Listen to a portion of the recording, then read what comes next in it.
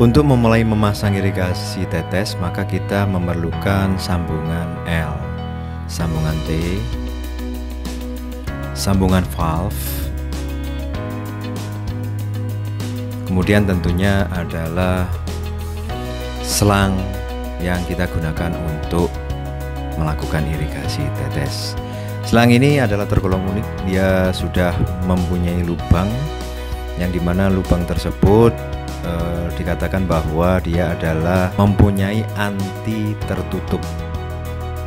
Untuk sambungan, teman-teman bisa memilih yang tanpa lubang. Pada kesempatan ini saya memilih yang tanpa drip, tapi tergantung kebutuhan teman-teman. Pada sambungan ini ketika memilih yang drip, maka dipersilahkan saja.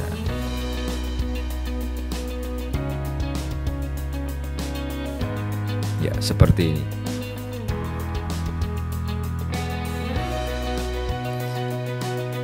Kemudian setelah kita pasang di sumber air, sambungan valve, kita sambung kembali dengan sambungan yang telah kita siapkan tadi, yaitu dari pipa drip atau selang drip. Kebetulan selang drip ini adalah selang drip strip ya. Ya, berikutnya kita lanjutkan untuk pemasangan T.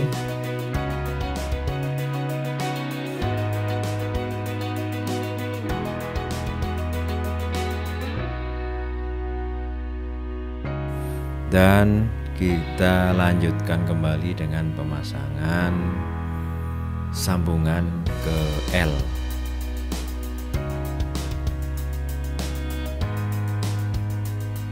Ya, caranya cukup mudah teman-teman, yaitu tinggal memasukkan saja selang drip ya ke dalam sambungan L atau sambungan T.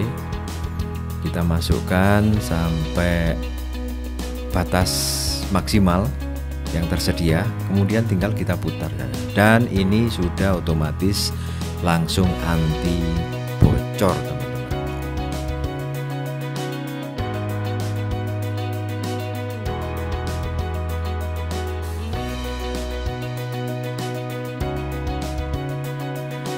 Untuk sisi sebelahnya juga kita lakukan hal yang sama. Kita masukkan selang,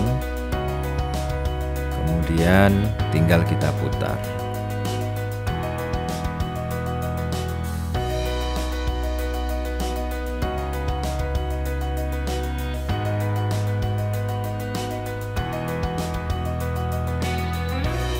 Kembali kita pasang T, karena saya pada satu bedeng ini saya akan memasang 2 jalur.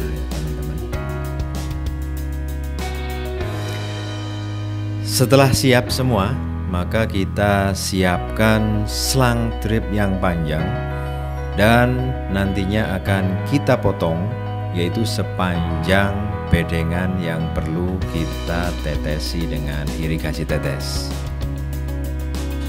Di ujungnya jangan lupa disisakan beberapa, nanti akan kita gunakan untuk penutup. Sama langkahnya, tinggal kita masukkan saja. Cuman yang menjadi catatan adalah dimana yang ada lubang tetesan, di sanalah kita hadapkan. Jadi lubang-lubang tetesan tentunya dalam selang ini adalah menghadap ke bawah. Kita masukkan dan kita rapatkan seperti ini. Untuk di bagian ujung ya, kita tinggal melakukan hal seperti ini, tinggal dilipat ya, kemudian ditekuk sedikit dan langsung dimasukkan sisa-sisa potongan dari selang drip tadi. Ya, cukup demikian saja. Ya, kenapa ini cuman kita perlakukan begini teman-teman ya? Karena nanti kotoran itu akan otomatis mengumpul di belakang. Jadi ketika teman-teman ingin melakukan flushing atau pembersihan, tutupnya ini akan sangat mudah dibuka kembali dan ditutup kembali. Nah, beginilah penampakan irigasi tetes ini dengan air dengan tekanan yang sangat minimal. Dengan menggunakan selang ini bisa menetes dengan baik, teman-teman, dan merata. Teman-teman bisa melakukan bukan hanya ke tanaman vanili ya, tapi semua tanaman keras, kemudian tanaman perkebunan, tanaman pangan, tanaman hortikultura bisa menggunakan ini.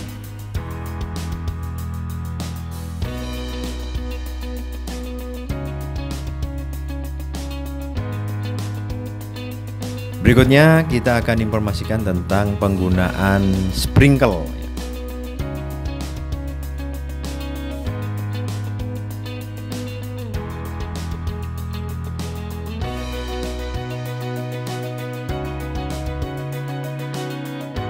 Berikut ini adalah sprinkle untuk 360 derajat. Ini adalah input di mana masuknya air dan output keluarnya air ada di sebelah sini yang berwarna putih. Ini ukurannya adalah setengah dim.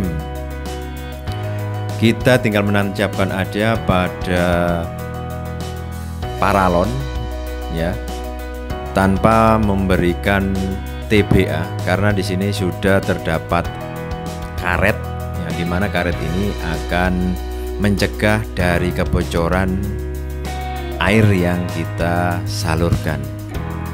Kita mulai dari bagian atas ya. Di bagian atas ini adalah untuk mengatur besar kecilnya atau jauh tidaknya air yang kita semprotkan. Bisa langsung kita putar seperti ini ya, atau bisa dengan menggunakan tombol yang ada di sini, kita pencet dan kemudian baru kita putar untuk mengatur seperti itu. Ya, saya ulangi ya. Ini adalah untuk mempermudah. Jadi kita pencet terus kemudian kita putar. Ya, kita sesuaikan jauh tidaknya yang kita perlukan. Yang berwarna kuning ini berguna untuk memecah air sekaligus untuk membuat alat ini bisa berputar secara otomatis dengan sistem palu ya. Jadi dia akan memalu berkali-kali sehingga dia berputar. Yang berikut ini adalah mur. Ini juga digunakan untuk memecah air ya, yang tersemprot dari dalam output. Yang terakhir, untuk mengatur derajat arah daripada semprotan, maka kita bisa mengatur dengan mengadjust ya alat di bawah ini ya. Seperti ini contohnya. Ya, jadi ketika kita adjust maka dia akan menghalangi besi atau kawat yang tersedia di bawah tersebut untuk tidak bisa lewat dan akhirnya dia menoleh kembali ke arah yang berlawanan.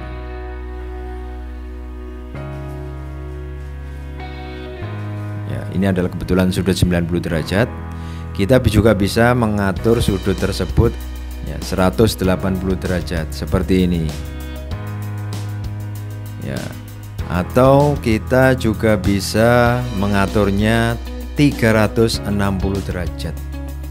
Caranya adalah kawat ini tinggal kita naikkan ke atas sehingga tidak berbenturan dengan penghentinya ya, dan bisa berputar akhirnya 360 derajat. Itu adalah bagian-bagian dari sprinkle ini.